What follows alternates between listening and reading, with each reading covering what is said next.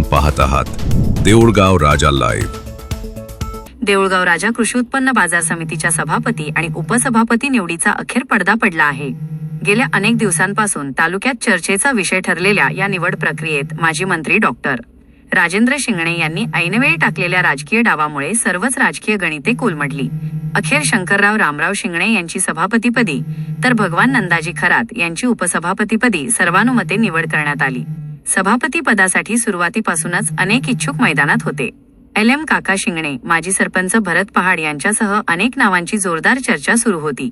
अनेक संचालकांनी देखील या पदासाठी रस दाखविला होता. त्यामुळे शेवटच्या क्षणापर्यंत सभापती पदाची माळ नेमकी कोणाच्या गळ्यात पडणार याकडे सर्वांचे लक्ष लागले होते. मात्र राजकीय वर्तुळात सुरू असलेल्या सर्व चर्चांना छेद देत माजी मंत्री डॉक्टर राजेंद्र शिंगणे यांनी ऐनवेळी शंकरराव शिंगणे यांच्या नावावर शिक्कामोर्तब केल्याची माहिती समोर आली. या निर्णयाने अनेक इच्छुकांना धक्का बसला असून बाजार समितीतील शिंगणे गटाचे वर्चस्व पुन्हा एकदा अधोरेखित झाल्याची चर्चा रंगू लागली आहे.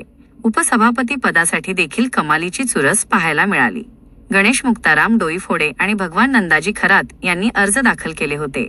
राजकीय वर्तुळात गणेश डोईफोडे यांचे नाव आघाडीवर मानले जात असतानाच शेवटच्या क्षणी समीकरणे बदलली आणि भगवान खरात यांच्या नावाची घोषणा होताच उपस्थितांमध्ये आश्चर्य व्यक्त करण्यात आले.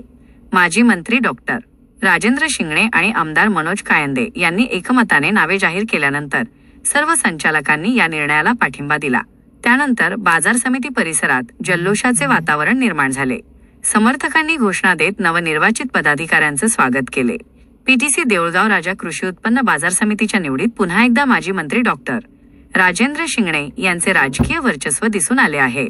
ऐनवेळी घेतलेल्या निर्णयामुळे अनेकांचे अंदाज फोल ठरले असून शंकरराव शिंगणे आणि भगवान खरात यांच्या निवडीने तालुक्यातील राजकीय समीकरणांना नवी दिशा मिळणार का याकडे आता सर्वांचे लक्ष लागले आहे. देऊळगाव राजा लाईव्हसाठी प्रशांत पंडित.